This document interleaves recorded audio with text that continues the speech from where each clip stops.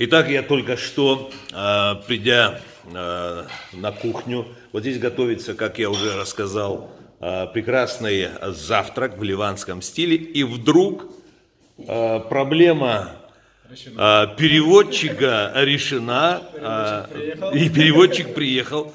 Меня что радует, Мухаммад? Дело в том, что в ряде стран есть большая потребность в людях, знающих русский язык. В Турции, например, у меня таких проблем нет, потому что я турецкий язык сам неплохо знаю. Но в таких странах, как Иордания, как Ливан, Сирия, например. Сирия, да, конечно же, у меня так или иначе может возникнуть такая проблема. Но в Ливане такой проблемы нету.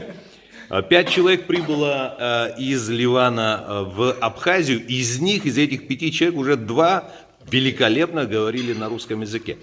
Но я хотел бы спросить, и мои подписчики, зрители на Ютубе и в Фейсбуке, их интересует, откуда такое прекрасное, великолепное знание русского языка. Я там просто учился, 7 лет уже как-то магистратура закончила. Там. Это в Ростове-на-Дону?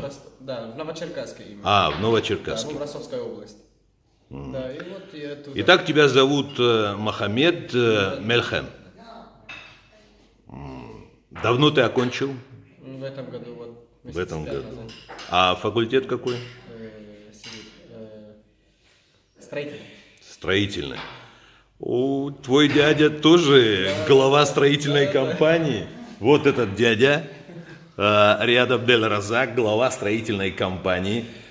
Так он тебя Зовет на работу. зовет на работу. Да, конечно.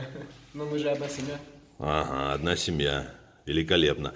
Он брат твоей двоюродной. Не, он... То есть, прошу прощения. Он двоюродный брат твоей мамы, да.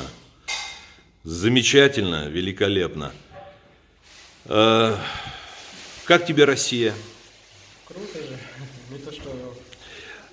Ну, нормально. Много ли черкесов здесь проживает? Да. Ну, наша семья очень большая семья. Ваша семья большая. Да, ну, Ваша семья Мирзабей. Да.